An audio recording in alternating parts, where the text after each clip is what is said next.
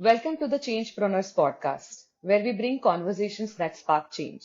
I'm your host, Priyanka, a passionpreneur, alongside my co host, Vanita, a seasoned life coach. We are very honored today to present you the distinguished guest. In a world facing climate change, water scarcity, rising temperatures, which is very, very scary, right? But leaders like our guest today is a change maker who embodies the rare blend of technological leadership and grassroots activism. Sunil Jayaram is not just a global tech leader driving SaaS transformation at Tech Mahindra, he is also the heart behind Chitlapakkam Rising, a people-powered movement reviving Chennai's dying lakes. His work earned recognition from the Tamil Nadu governor for environmental protection in 2025. His journey is a proof that we can lead in profession and in our backyards too. Sunil, welcome to the show, and we are so glad to have you. Thank you, Priyanka and Vanita, for having me. Looking forward to the discussion. Lovely. Having said that, you had this amazing career in tech. And, right before this podcast shooting, I was also a tech mighty right now. I'm an ex-tech mighty. You are senior VP in Tech Mahindra, working around the globe, right? What brought you back to India after those many years in the US? I think this is a question which I'm asked in almost all the forums, right? And people are surprised that we're able to live a quality life back in the US and then return to India. I think for me, maybe it's a series of events which probably kept me motivated to hit the return to India button. And while in the US, I used to read a lot of blogs and articles from India. In particular, there is a website called goodnewsindia.com. So this Oh, was by a person named D.V. Sridhar. Right? He used to write about all the positive stories that are happening in India. While all the news media splash all the negative things, he said, I want to travel to the remote corners of India, talk to people who are really the change makers, right? Working towards maybe a liquor abolition or educating the poor people. So there are like untold stories of heroes doing great things in India. And he took upon himself to visit these remote corners, interview them, and then write articles on Good News India. And I used to follow this during my US life. I think that probably sparked the interest in me to see what difference that we could make right back to the country. And there were, of course, several other events that happened. Like there was a anti-corruption movement that happened that made us all question while in US that what are we doing here? And US, with all the fanciness that it has, better quality of life. I mean, there is still some monotony in how we go about doing our day-to-day life and how we handle weekends and how the method is very dictated in a way, right? I felt a need to return and see if I can do some difference back. Having spent so many years in the US, I felt the desire to come back to really make a difference. wow. That's really hats off to you. I mean, many people realize this, the urge to come back to India, but you are the one who actually acted on it, right? And thanks to the founder of Good News, you said Good News dot Good news, India, good news India.com. So this was by goodnewsindia.com, right? gentleman. Yeah, D.V. Sridharan is the author. Right after his Yeah. retirement, and this actually he started after his retirement. So he felt, let me do something useful after my retirement, and then he took upon himself to do this hard work of traveling in his jeep to different village corners and interview people and write good articles about that. Excellent. And there is a book available in Amazon as well. Oh, I see. I think it's a great advice or a great book for our listeners, if they are also on the similar path of, taking that step back or coming back to the roots, not only if they are placed outside of India, but even within India, if they are in the cities, working in the metros, and they have a little bit of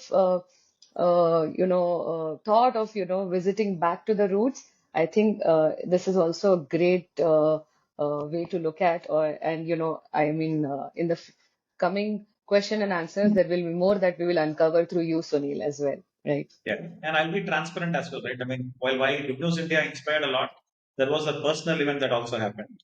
So Oh, 2011, I had twins, a boy and a girl, right? And I told myself, if I don't pull the plug now, it will never happen because once the kids settle there, go to school and Yeah. get the comfort life that is there, then it will be wrong for me to unplug them. I said before they even realize, let me just hit the return to India button and put them back here.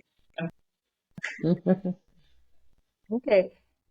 So, Sunil, I have no, I'm just listening to you, and and this question is coming up for me. See, you play a high role in Tech Mahindra, and you are this activism to get the grassroots work for revival of a lake, and on top of that, you also have two young children. So how do you find the balance? How did you manage? I think I'll be lying if I say it's easy and everybody around me are happy about that, right? I think there are, of course, people who may not really feel good about spending more time in office or more time in lake or more time with kids. There is always a gap that you leave behind. But then I think for me, if I mean, think back, right? I think what probably makes things easy is if you are surrounded by a very efficient set of team and friends and family and colleagues, then I think it becomes a little more easier to really juggle things and maybe spend more time on things that which are maybe passionate for you because there are a set of people who are taking care that the run happens, right?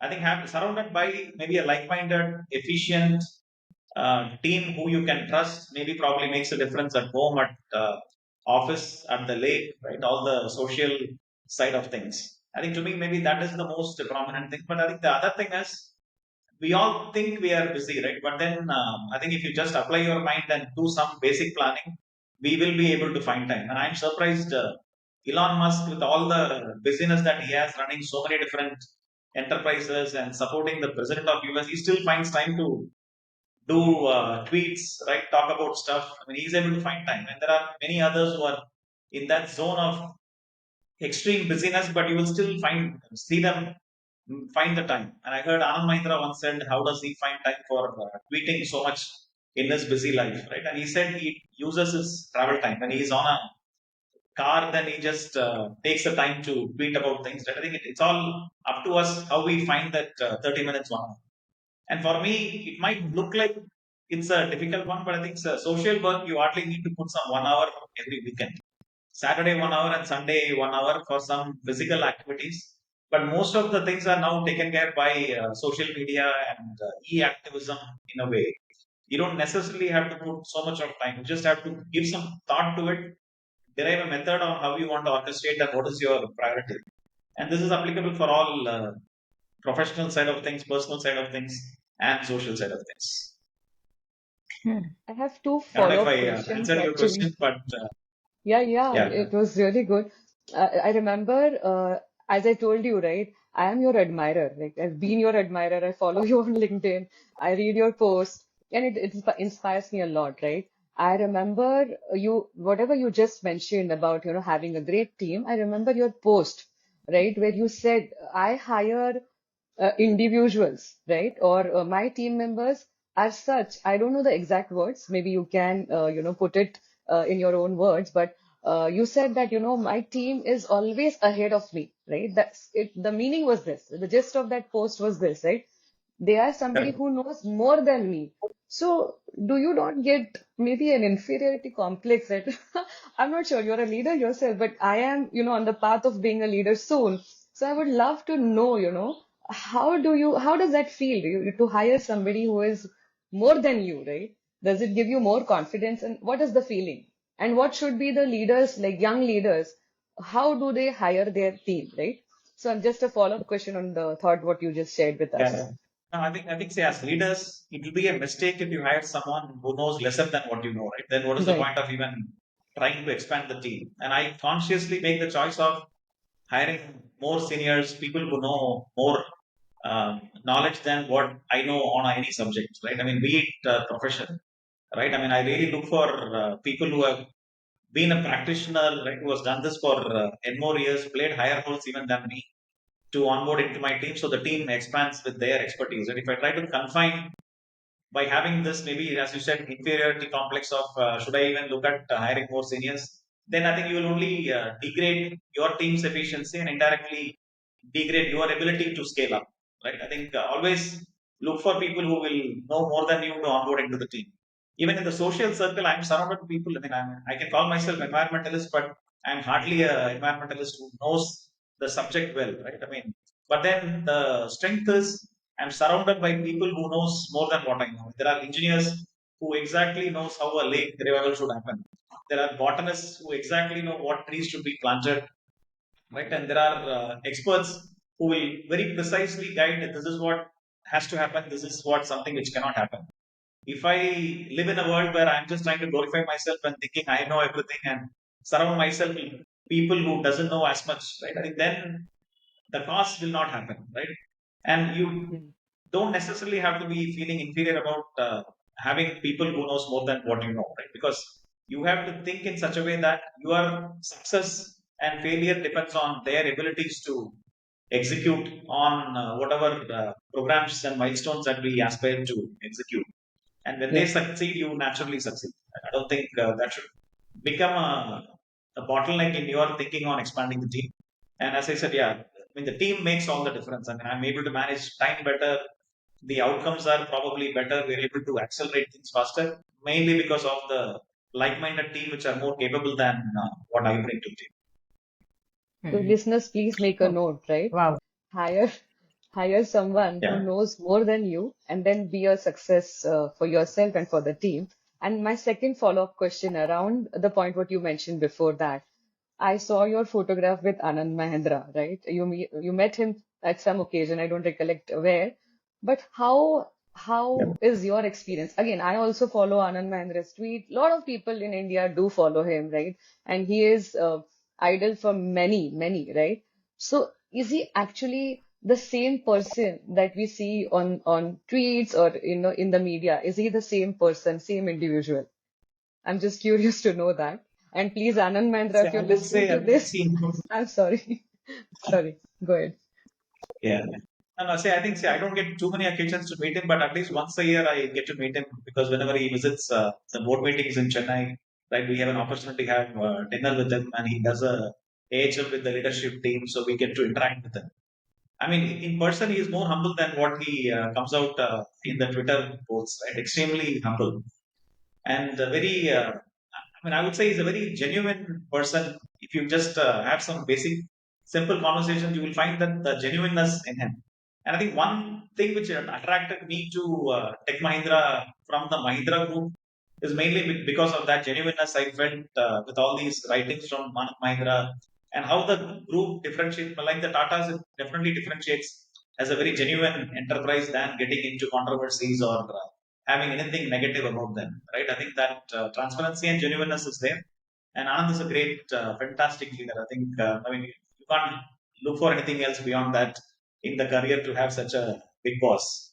So, in a way, I'm Yeah. privileged to have interacted with him, right? See the humility that he brings, and maybe all of us try to resonate that for our own personal lives and professional lives. Hmm. While you were saying this, one incident, occurred to my mind, right? When I was playing marketing head role at large deals team within Tech Mahindra, I had an opportunity to, converse with his office to get one of his video done for one of our large deals. And he was, he's really committed, is what another, thing I can talk about him. He was spending time with his family, grandchildren, and there, when the request came through us, he did the video recording while during his holidays and shared it back with the team. So that also shows another value of him, which is commitment. And hats off to him and to you. Thank you so much for covering this aspect. And this was never planned, right? While we were discussing, it just popped up in my head, and I thought I must ask. And it is going to help our listeners too, right? It is going to have a profound impact on the listeners. Thank you so much, Sunil. Yep, yep. And he's a great example for time management as well, right? I think we all know Hmm. how busy his life will be, but then he finds time to share things which are very positive stories, right? Have his point of view shared to the Yeah. world. I think, I mean, another classic example of time management. Hmm. Yeah. Hmm. So, Sunil, I'm bringing you back to our Chitlapakkam Lake. So, I'm just curious. So, did you just walk to the lake one day and then see that it was in a bad state? Is that what started it, or was there something else? Take us through that. Yeah, so I think so. What has happened is return to India brought me to Chennai, brought me to Tech Mahindra, right, around 2011, 2012. So I started driving to office. They do the usual thing, right? You leave at 8 a.m., come back at 7 p.m., right? Handle stuff. But during the drive, I found there were a lot of ugly corners in Chennai, right? I think the corporation probably did not have a very effective waste management back there, right? You could see people litter in streets. There'll be many corners where trash will be lying up. So I said maybe, and the other story that fascinated me besides the Good News India is there is a Facebook page called The Ugly India. Wow. I think they're still active today. Yeah. So it's an Hmm. anonymous group of people. I think they started in Bangalore first. So they look at these ugly corners and public walls posted, right? All the ugly corners. So they will go and clean it up, and many of them will wear masks. You won't even know who that individual is, or the woman is, or man is. They will clean it. They will do some artwork. They will put some plant some plants and make the place look at least decent than what it used to be. And the experiment showed that once a place is neat, at least people will hesitate to throw trash in that place again. Maybe Hmm. they will go another 500 meters and throw somewhere else, but not make that place ugly, right? So that has again a fascinating social media movement that started taking roots in multiple cities of India. This I was following back in US. And when I saw these ugly corners in Chennai, I said, what should I do about this? I mean, I've been reading things, and even I was a blogger for so many years back in the US. I was writing about all these things, and I said to myself, maybe it's time to action, right? Rather than just writing and cribbing about things, let's also action. And I just followed the model of Ugly Indian. So just two, three of us, we decided on a Saturday, let's just clean the place, paint something on the wall, and see what happens, right? And very interestingly, the same thing happens. So once you clean it up, people doesn't again feel the desire to throw and make the place ugly again.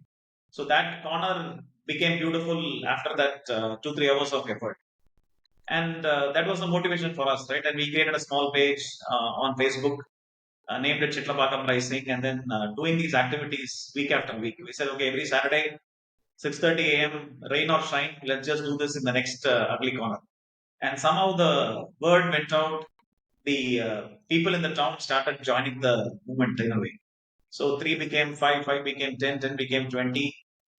It was a very fun event rather than a very difficult event. It's a very laborious job in a way, right? You know, Chennai, it's not as good as the Bangalore weather, of course. So with all the humidity that we have here, it's difficult to spend 1 hour outside, right? And these are all people in various walks of life, right? There will be teachers, there will be students, there will be IT folks, right? There will be government employees, different walks of people who just come in, no questions asked, spend that 1 hour, clean, bag it, and then leave it for the corporation to pick it.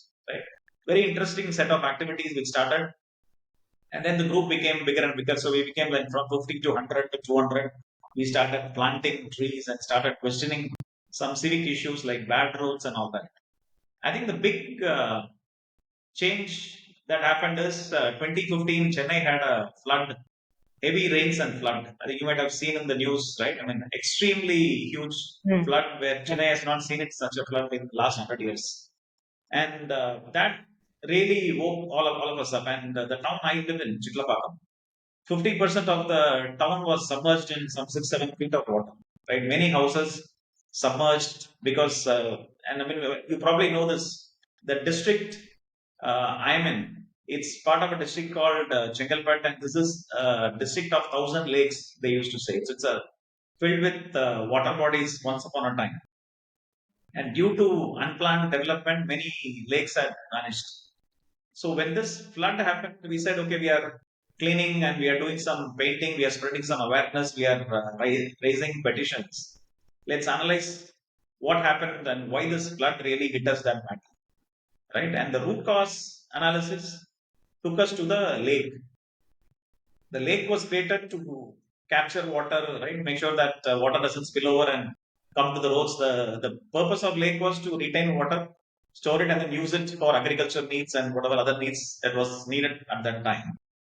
So when we then we looked at the map, and I mean I have been. I mean I grew up here in Chennai near the lake in the same town, right? I did my schooling here, and the lake used to be a beautiful place. It used to be a huge span of water, and during summer it will all dry down. So it will be like a huge grass field where we used to play football and cricket and all of that during summer, which is right now this month in the year, right?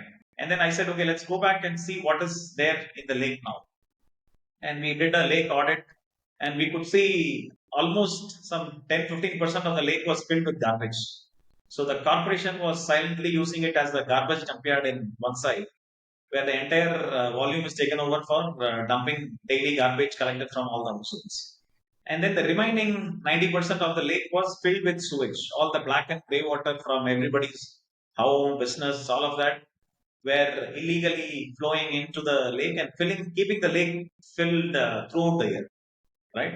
And when a rain happens, every drop just spills over and comes to your road and home, right? That so the root cause showed us that all the lakes of Tambaram and Chennai, the place I'm living in, was filled with sewage and grey water throughout the year. And then many lakes had this issue of becoming a garbage dump yard slowly, right? And there are many attempts for converting these lakes into housing boards and tenements and all of that. There were many attempts because people felt when agriculture stopped in most of these cities, right? I mean, of course, all of these were paddy fields once upon a time, and then with development, everything converted into a building. So the root cause is that these lakes are getting misused, right? Instead of storing water, it is storing garbage and sewage and all of that. And when rain hits, every drop just spills over. And for Chennai, the flooding is mainly because of that misuse and abuse of lakes, right? That's what hit us when we did the root cause analysis, right? So, and when that audit happened, I was standing and looking at that garbage dump yard. So it was a 20 feet mountain of garbage, right? And then 20 feet under the ground. So it's such a massive garbage pile. And I was just looking at it and thinking for a moment, I mean, how the hell we can even clean such a big mound, right? But then our experience has shown if you just do with something with the intent of changing, right? And like the ugly corner that changed into a beautiful corner. We said maybe let's make our effort and see where this takes us. I mean, we didn't really overanalyze or overthink this too much. We were standing in front. There is actually a picture somebody took where I'm looking at that mountain. Five of us standing there, and then there is a huge pile of garbage in front of us. We said we are here. Let's do something. Right? Take a sack, take the plastics, bag it, and put it in a corner, and let's see what happens. Right? And then again, I mean, as always with every other activity that we did, we saw the people movement increasing. So more and more people came to start helping us collect the plastics, keep it in the bag, and corporation will say that okay, let's at least take it to some other landfill away from the lake. So that's how the thing happened, Manita. And even I'm surprised thinking today, imagining that day when I stood in front of the garbage mountain. I mean, the way it has now transformed. But I think maybe the lesson is when you are hit with the problem, you don't necessarily have to overanalyze it too much, right? You don't have to think all the 100 steps of how do you come out of the problem. I think if you have at least some 3-4 steps clear, then I think just take the heart out and start executing on it, and you will probably see things happen right in a way that you will get guided into a proper way of getting a proper outcome. Wow. I mean, I'm just awestruck at your thought process. You started. You said I started this way, and then it just grew. The most catchy part for me in all this was the name itself. Rising, Chitlapakkam Rising. That itself conveys so much of energy. So, how did you come up with this name? Was it something that just came to you, or was it very clearly thought over and you thought it's going to create that ripple effect and more people would come? How did it work? Yeah. No, I think again, I think inspiration, right? As I said, the ugly Indian happened, and I saw pockets of people who were doing that activity for ugly Indian in multiple other towns. They were creating their own identity for doing a similar thing. I could see there was a Delhi rising, there was a Kanpur rising. I don't know if they are consistent now, but I saw some 2-3 pockets of such people creating that, and we said, I mean, it's a very catchy name to call something as rising. So we said we'll go ahead and do that. And later I found Mahindra's tagline is Yes, rise. So it I was was about to a say that. interesting coincidence that we called ourselves rising. Maybe back in my mind during the induction, maybe the word rise got into my head. I don't know, but me and my friends said rising is a good term to do, and we just follow the footsteps of what Anglican tried to do in multiple towns. And I think it just happened like that. And today there are multiple risings. I mean, while there is Chitlapakkam Rising in my town, so there Hmm. are around Chennai, there are at least some 8 or 9 risers. So there is a Madambakam Rising, there is a Tambaram Rising, there is a Velacheri Rising. But maybe not as consistent as what we do here, but I'm sure they will all become more motivation and do more things.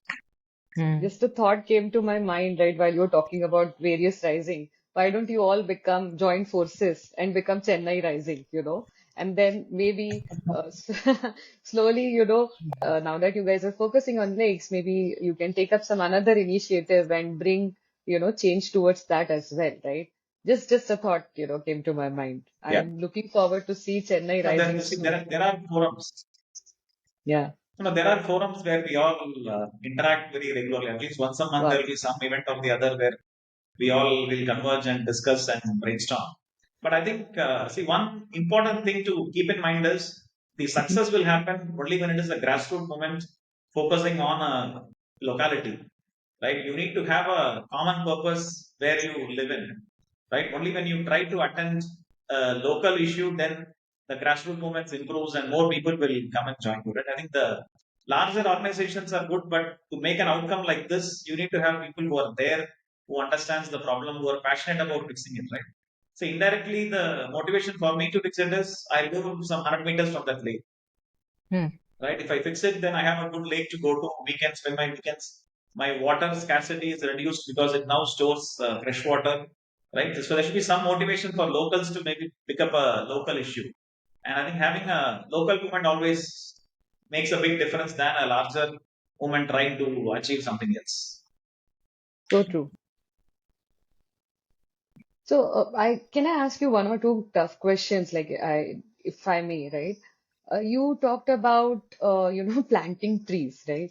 I also know few people in my limited lifetime or experience, I can say. I've seen them planting trees in Pune, right? But when I revisit the same location, let's say 6 months down the line, or few months down the line, let me not put any number to it. I don't see those plants or trees exist, right? So I think it is also very crucial to to water the plants, right, that you're planting. So what are the measures Yeah. that you have taken, and where have you planted them? Are they on the banks of the lake, which is why it becomes easy, that nobody has to water at them afterwards? So how did you achieve that? Because that will be a great learning for, the people who are on the same footsteps to ensure that they want Yeah. to also plant trees. Yeah. Yeah. See, I think, I think maintenance is the hardest part. Planting is easy, right? You just spend some 30 minutes, dig a pit, plant, and then you leave. That's probably the easiest thing to do. But then it gives you immense satisfaction that you have done something great, right? Yeah. But then, as you rightly said, without maintenance, that effort will not yield much. Of course, nature will find its own way to protect itself. Maybe there will be some 20% success if you even don't do anything, and the tree will find its way to come up, right? But then, with a method to water it and maintain it and prune it, the success rate will be at least 60-70%, Right. right? And what we have, and everything we do, we give a hashtag to it, right? So Lake was saving Chitlapakkam Lake was the hashtag. If you go and search it in Facebook, you will see all the history of what happened in the last 10 years for that hashtag. And we said, let's start greening Chitlapakkam. That was the event. We said, okay, some weeks we will focus on planting. And we have a tree team which keeps a list of what trees are planted where and what species. And we try to do as much as of planting native species. So that way, if you introduce the exotic species, the survival is also difficult for it. And then the method to water them is really critical. And there is a checklist of things that we do, and we alternate every week to focus on trees that are planted and how do we water. But it's not perfect. I mean, I would be lying if I say that I have a perfect method to water every plant. that we do, right? I think there is failure as well, but we are trying to improve. Now with technology, I know there are some interns who joined who said, let me make a app, right? And start auditing what the tree is looking like, the size of it, the location of it, right? And what was the watering schedule that we have for it. So they are in the process of creating an app which will probably make things easier for us. We will be able to crowdsource. And a method we followed is, see, our philosophy in the beginning is that we are taxpayers. We are not the one who should be cleaning streets, right? We are paying tax, and there should be an organization who are paid to do it, and they should be doing it. So our philosophy is, how do we do subtle things to maybe prick egos of others to make them do their job, right? And for trees, what we always do is we try to pick a location and then bring the neighbors who live in that street, tell them, this is your tree. You come and plant it for us, and we take a picture of them, post it on social media, and tell them that it's your responsibility to now water it every day. Because if we try to organize in a larger town where we have to go and make sure everything happens, right, you won't have success. You need to find owners, multiple owners from various pockets to make sure they take ownership of some of these things, right? In the lake, we made the government do it. So the government spent 25 crores, and we said every penny has to be accounted, and there are some 1,000 trees planted by Tamil Nadu Forest Department. So they did it, they watered it, and of course we need to maintain consistency for that. And there is excellent volunteering groups in Chennai. There is a Nidal group of Nidal Friends of Trees. So Nidal means shadow in Tamil.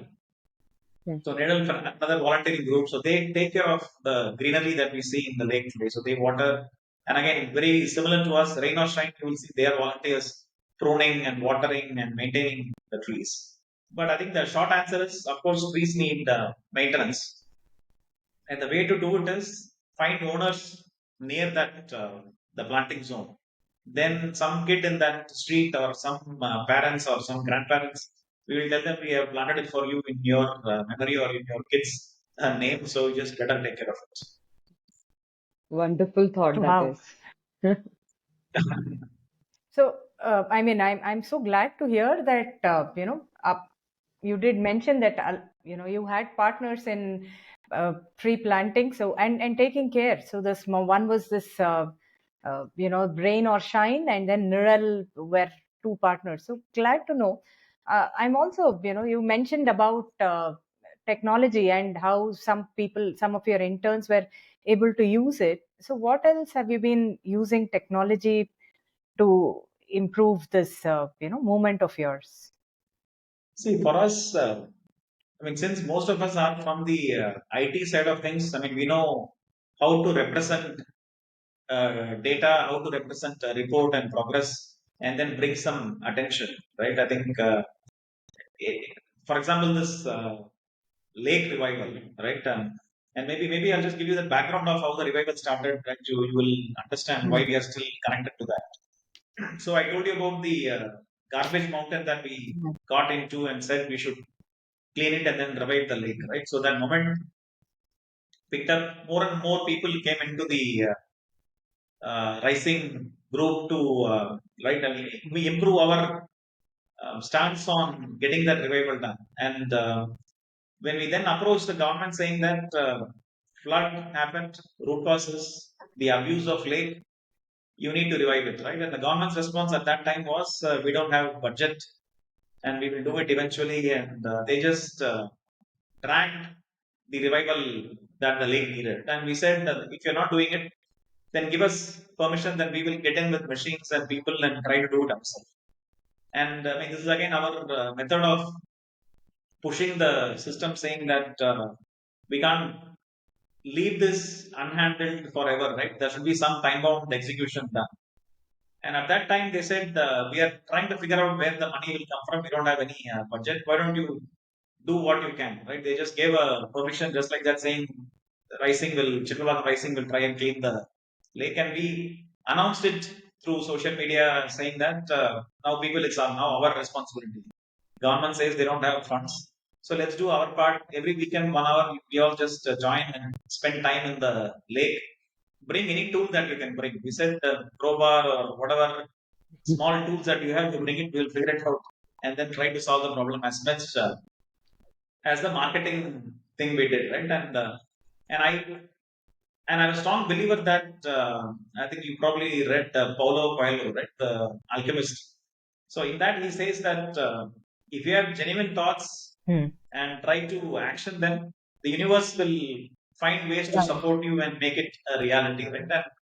And I'm a strong believer of that, right? And the moment we published this, somehow it caught the imagination of Chennai. So there are many people who started sharing that and tweeting about it, and some notable figures. There is an actor named, he passed away during COVID. There is an actor named Vivek, Hmm. comedian, and there are some RJs, very popular faces in Chennai. They all heard about this publicity that we did about a lake revival that the public and residents are going to do.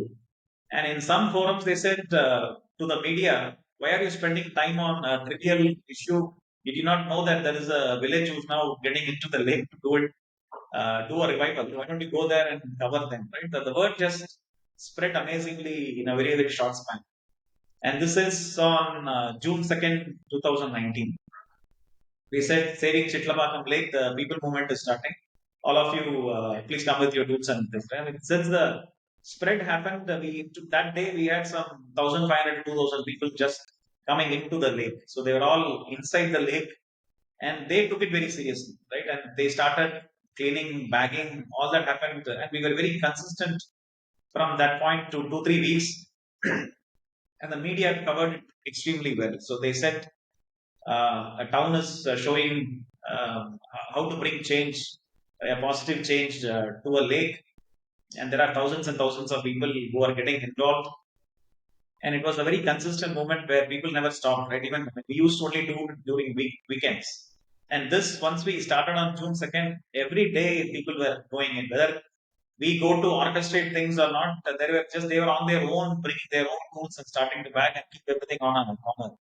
And there are pictures of that with thousands of people inside the lake, some hundreds of bags of plastic getting bagged in one corner, right? And this made a big news in Chennai at that time. And luckily, with the combination of the flood issues that are happening and hurting us, and the lake needing a revival, the government at that point said, okay, now we will step in and we will revive the lake for you. We are allocating 25 crores of rupees to initiate the project. And within weeks, the government machinery started entering the lake, and I mean, the rest of it, as they call, is history. So they literally stepped in with so many machines, and the desilting happened, the sewage, every drop was thrown out, and we were able to guide the solutions and priorities for us, right? Because we are living here and we better tell them how it should be done and what should be done. So we told them sewage should never enter the lake after this revival. So they did an engineering method of, and this is mainly because we had in-house talent of engineers and understanding of what should be done, right? So we all gave prescription on how sewage cannot enter a lake, and this is the component that you need to make sure the lake has. We called it as a peripheral drain deflection. So we said you need to handle 4 Ds when you are stepping in. We said first you should deflect all the sewage that comes in, right? And then drain all the bad water that is in the lake, and then desilt all the polluted soil from the lake, and then deepen the lake as much so the water storage and capacity increases, right? So we called it some 4D. We marketed it in such a way that they also couldn't neglect whatever recommendations we are giving them. So we kind of gave our priorities like this, and we said we need 2 artificial islands inside the lake because it's over urbanized town now, right? There are no place to for birds and reptiles and all the other things to live in a peaceful setup, right? So we use this revival to bring so many things into the town. So the 2 artificial islands, the deflection method of ensuring sewage doesn't enter, a beautiful amphitheater where a lot of encroachment buildings were once standing, right? Many encroachments were demolished and the space were recovered. Amphitheater seating area, which is a very beautiful thing for senior citizens to come and sit and relax inside the lake. So all that happened. I think, I mean, back to your question about technology, right? I think it's our understanding of technology and how we represent that, right? Asking for these requests. So we used to do dashboards when the 25 course program was ongoing, right? We know what the 15 components were. we know all the 200 subcomponents where we were able to represent in such a way that it's only 20% done, but then you have spent 50% of the money already. Let's accelerate. So we used to have that very data driven way of pushing them. And now we are asking for some sensors to be installed, for example. And now, I mean, it's all easy. It's no longer a rocket science to do all these. Right? It's all very readily available things. So now we are asking them to install a sensor at the inlet gate, which will automatically open depending on the pollution levels. When it rains, it knows that now the water which is inflowing is of good quality. The gate can open, allow it in, and once the rain stops, it can stop automatically. So today it's all done very manually. So these things we have now asked for doing some automation, and the government will do it eventually. And for us, for our own activities, as I said, there are some apps being used. The interns are doing something for the tree audit and then tree maintenance. And I think, yeah, I mean, we are looking at, I mean, of course, there are Google images and satellite images, right? We used to superimpose and show that now these other lakes are also in the same zone of what Chitlapakkam Lake used to be. And we need to clear encroachments, do the same 4D principle in other lakes to really revive those lakes as well. So we try to do a blend of technology to all these things that we do. Wow. Uh, Sunil, I mean, you really do make it sound so easy. You've been able to say it so easily. I'm just wondering, there must have been any roadblocks, or was there any time when you really felt like, I really need to give up, or any such doubts? This is a difficult question, honest, but Yeah. No, there were, I think, to be honest, there were many episodes of difficulties in the last 10, 11, 12 years, right? Because you're dealing with something which is a difficult thing to execute on, right? It's not easy. See, if you're only planting trees, watering them, and then moving on, there's no challenge at all. Nobody will even bother. Other than maybe it's some neighbors who doesn't like trees, right? Some people see tree as a garbage creation unit. They think all the leaves are garbage and they don't want a tree near their home, right? And there will be people who will want you to not plant it and take it away and all that. But those are just subtle conflicts. But things like other civic issues we take up on, right? For example, and we go to court for fixing some of these things as well. So, for example, I'm sure it is common in all cities in India. When they lay a road, they are supposed to scrape it off the old layer and then do the new bitumen layer, right, for the new road. If you don't scrape it off, do the milling, and then do the new road, then your road height will just go up and up and up. And there are streets, I mean, I didn't even believe that this was a reality until I went to the street. There are houses where their entire window is completely now disappeared. You can imagine some 7, 6 feet of their house is now below the road level, right? And years of bad engineering, right, not following the rules causes that where the houses will go down and down and down and the road will go up and up and up, right? So, and these again, flood root cause, right, told all of these are also some subcomponents of issues which are causing all this. And when you go and challenge a contractor who does the road and asks to remove the old road and then take it, they will say, no, that's not in the contract tender. I'm not supposed, I can't do that because then I don't have the money allocated for that. Right? But in reality, I mean, there is corruption, there is malpractice, all that in there. So when you try to question such a thing, there will be retaliation back. And they will start with who are you to do this? You don't have any authority to question this, and there will be indirect threats and all that. With the lake, I mean, there were a lot of encroachments. There were a lot of commercial buildings. You mean unimaginable number of buildings which were engulfing the lake, right? And with our effort, we went to judiciary. We said this all have to be demolished. And when people with vested interests gets impacted, they will retaliate very badly, right? So they will threaten the intent of us. They will question this and that. I mean, all that happened. There were threats. There were so many things that the impacted people try to do. But I mean, again, I think my belief is, and I think this is again a WhatsApp forward, maybe tagged to Mahatma Gandhi, but then some other forward said it's not sent by Mahatma Gandhi. But the phrase is really interesting, right? So when you try to do something, um, when you try to bring a change, right? So people will first neglect you. I mean, they won't take you very seriously. They will say, okay, let it do. He's not going to be of any significance to us. So they will probably ignore you. And when you are being consistent in trying to again do that, then they will probably try to ridicule you, saying what they, I mean, like if I'm standing next to a garbage mountain of 20 feet and trying to just bag it one at a time, right? I mean, they will only laugh at you, saying that these guys are jokers, they are just doing a photo opportunity, right? And then the next level is they will try to fight you, right? Once they see that you are being very consistent and you're not going anywhere, and because see, the whole reason why the conflict happens is they are assuming certain things, right? They may be probably thinking we are trying to do their job and making their job irrelevant, or we are doing something which will challenge their existence, like the enclosed buildings, right? And they will try to fight with you. So they will try to threaten you. They will try to do things to slow you down.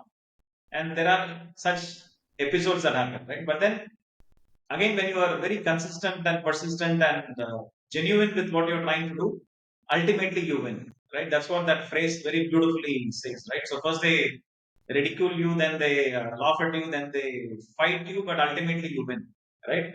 You win when your intent is genuine and you are very consistent in doing it, right? I think then, I mean, all these are natural things that will happen where people will try to slow you down, but then I think you should be true to yourself and have maybe, yeah, I mean, you can't be completely fearless knowing all the things that can happen, right? And we have seen many things happen around us in that way, right? There are people threatened, there are people who are hurt, so all that happens. But then again, I think I draw my strength from the team that surrounds me, right? I mean, be it in office or in social side, there is a very strong network of friends and people who really backing us. And now with all the years of effort, and even the government now realizes that we don't have any other agenda behind doing all this, right? We're all genuinely trying to make a difference, bring some change. So they also realize that we don't have any other political intent or other things, right? So there is now a balance of support which is happening, but threat is real every time you bring a conflict and threaten somebody's existence and people with vested interest. When you go after them, there will be some retaliations. But I think, yeah, what keeps us grounded is the support network and like-minded friends, right, who are backing us. The media is extremely supportive, right? They literally write great things about us. Everything we do, we highlight it. And that's why maybe even the Tamil Nadu governor realized that there is a big movement happening and we were awarded the environmentalist for 2025, right? I think, I mean, now there is visibility, but the threat is real. Great, great to know that. Truly. First of all, before we move forward, on behalf of our listeners and Changepreneurs podcast, and in the interest of recording, I'm not standing, but take a standing ovation from all of us. And this standing ovation is to all of you, like the entire Chitlapakkam Rising team, including the common man, the RJs, the actors, and of course your team as well, you yourself. Thank you so much for doing this, right? You are unstoppable because threat didn't stop you. Any hurdles didn't stop you. You guys are going on, and I'm sure you're going to even rise beyond whatever you have achieved so far. So we are really grateful to all of you. And we having said that, right? Just how do I ask? Like, see, for example, you're doing such an incredible work, right? What do you think is the root cause? Is it the mindset of the people, right? Today, you said that, you paint the walls, people don't litter. But I see, like, when you travel, when you're in the car, you see people throwing plastic out of the window, the car window, right? People don't have that basic civil sense. So, I think it has to also be an address at a root level. So what is it you think that is making people behave in a way? Because I've also traveled outside of India, and I'm seeing same Indians when we are outside, when we are abroad, we don't behave that way. So what do you think uh, contributes to our behavior like that? When we are in our hometown, is it we take India for granted, or what is it? Yeah. No, I think it's a mix of things, right? See, one is we don't have the awareness that we should have this hygiene way of living, right? If you go to Singapore, even a 4-year-old kid, after he or she eats a chocolate, you can literally see that she will keep the wrapper in her pocket, right? And then only put it on a dustbin.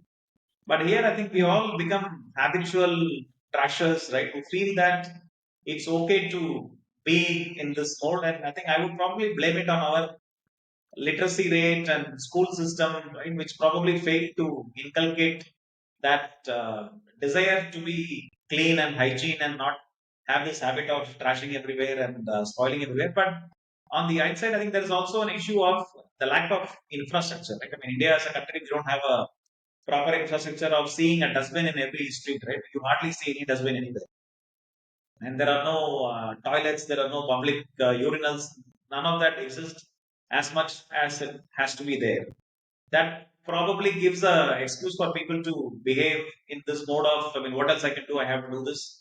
And when they do in one place, it just becomes an habit, right? Even when you go to a place where there are dustbins, see, you they are habitually in that mode of drinking water and then just tossing it out, right? And I'm surprised, even if you come to Chitlapakkam Lake today, which is like a very pristine location now, right? It's like beautiful fresh water, 1,000 trees, and then a beautiful walkway. There is a granite amphitheater, seating area, play area. You should be literally nuts to really throw a water bottle into the water in the Absolutely. lake, inside the lake, right? But then if you just but if you give the benefit of the doubt to that person who's doing it, right? So he or she may have come from some other place during the day, right? And there they may have had a water bottle. And of course, there was no dustbin for them to throw. I mean, they will only toss it to the road street corner, right? Doesn't make sense to keep it with you or keep it in your pocket for the whole day. So I think it is a mix of things. I think it is a lack of infrastructure in the cities that we live in, where people don't have any other option of using a proper dustbin, proper way of handling their waste. So they have this habit of throwing.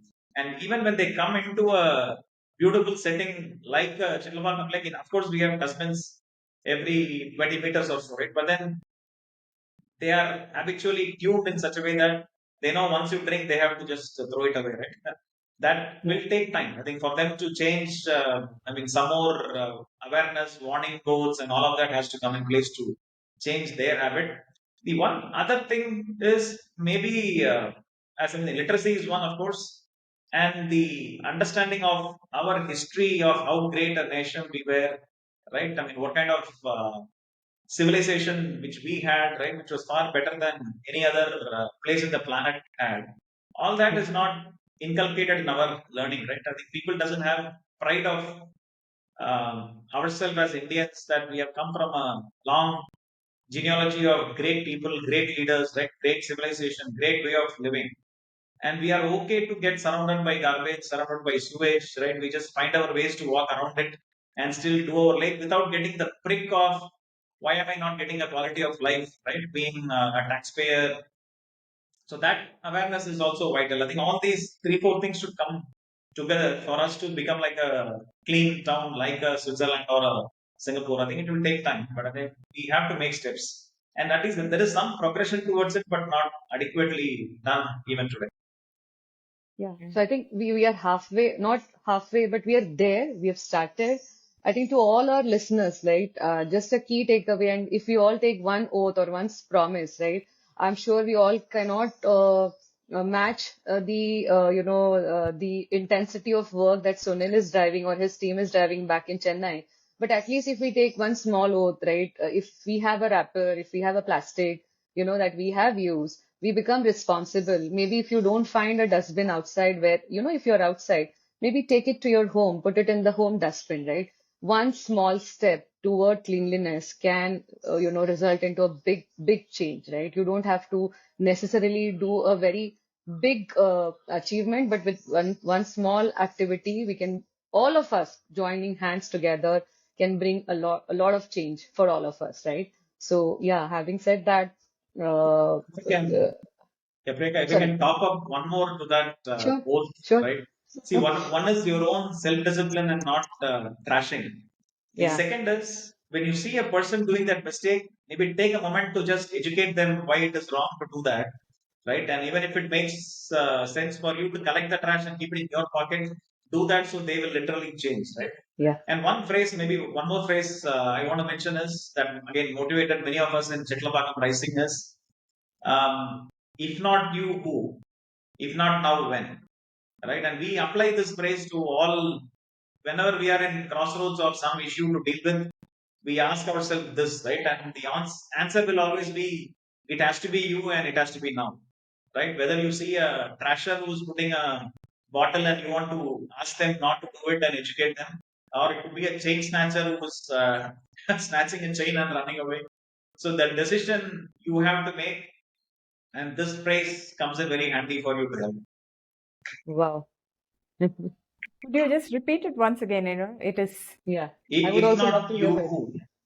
If not you, Yeah, okay. so it goes as if not you, who? If not now, when? Awesome. That's a powerful, two-liners. So, Yeah. is it part of your campaign when you are doing it? This is our tagline. So any post we do, we mention this just to motivate people. And I learned this from Satyarthi, who was our Nobel Prize winner from India. So in the interview, and he was getting the Nobel for stopping child trafficking. Right, when Wow. the journalist asked him what motivates him, and it's a very difficult, life-threatening work that you are doing, and he said he read some Chinese proverb somewhere which translates to this, and whenever he sees issue, he ask himself that question of if not you, who, and if not now, when. And for him, the answer always has been it should be him and it should be now. So he does these positive changes. So we kind of inspired and took it as inspiration from that, and we used that in all our communications. Sunil, what follows Chitlapakkam Rising?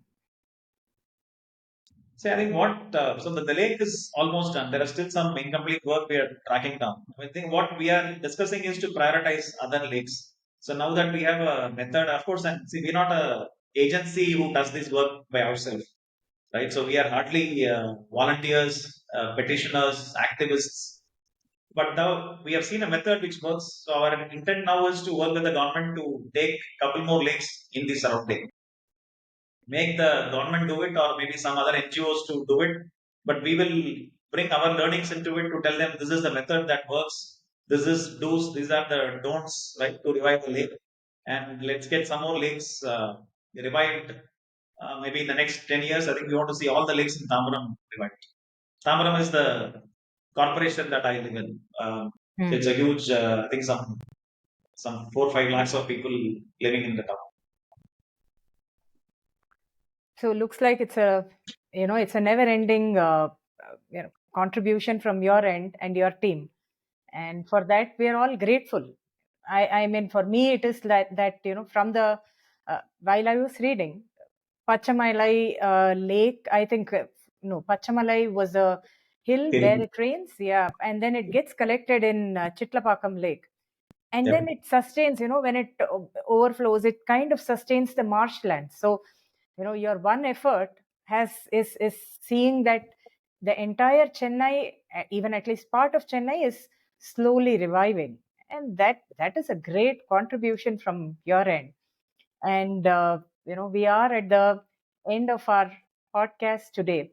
So before we end, I would like to just quote one similar to what you just said. It is about it's a line from the Vedas, and it says Mata Bhumihi Putroham Prithivya. So it loosely, so it's a it conveys our spiritual and emotional connection to earth. It says, we're not just residents on this earth, we are the children of earth. So when we become children, it is our duty, our moral responsibility to ensure the well-being of Mother Earth and everything in her. And you are on that path, and I'm so glad to have had this episode with you. So thank you, Sunil. Thank you, Priyanka, for co-hosting this excellent, inspiring episode today. So thank you, listeners, for listening patiently and getting inspired. If you find value in this episode, then please hit the like button, subscribe, and follow Changepreneurs for more such episodes. Uh, thank you. Thank you, Sunil. Thank you, Priyanka. Thank you for hosting that. Thank you.